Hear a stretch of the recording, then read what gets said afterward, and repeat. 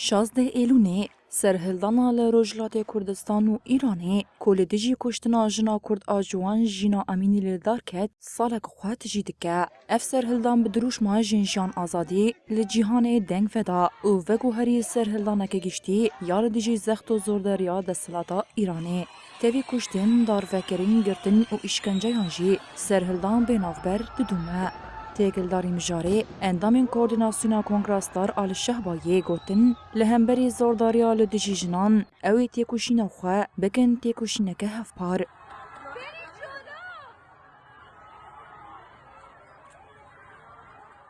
امه تم بانکن جن جیان آزادی امه وی سلوگانه به دنیای تواهی امه پی بدن ناس کرن و حقیقت سلوگانه جن جیان آزادی چیه؟ جن جیان آزادی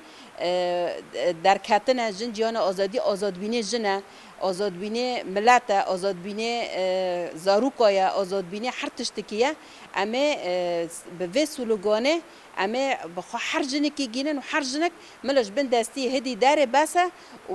به فکری که آزاد به فکری که وکهف امه قادابن و امه پس شهیدت خوابن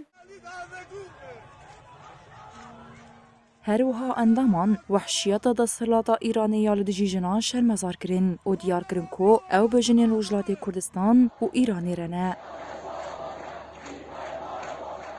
نستنكر هالعمل الوحش للمرأة. ام توندی و زختا لدجی جنان شرمزار دکن بطایبت وحشیتا دستلاتا ایرانیا لدجی جنان دستلاتا ایرانی بکشتنا جینا امینی خواست جیانا جنان تاری بکه لنزانین کوی دروشما جن جیانا آزادی یا کو پشتی کشتنا جینا امینی لروجهلات بلاف بو و ببه دروشمکه جیهانی پشتی کشتنا جنا کرد آجوان جینا امینی بسادان جنان سری هلدان حتی داویه امی بجنین روجهلات کردستانی و ایرانی ربن احنا كلياتنا معهم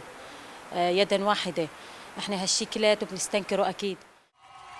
Li seranserî cîhanê ji bo piştgiriya serhildana li Rojhilatê Kurdistan û Îranê jin rabûn serpiyan, çalakî li darxistin û dirûşma jinjiyan azadî qîrkirin.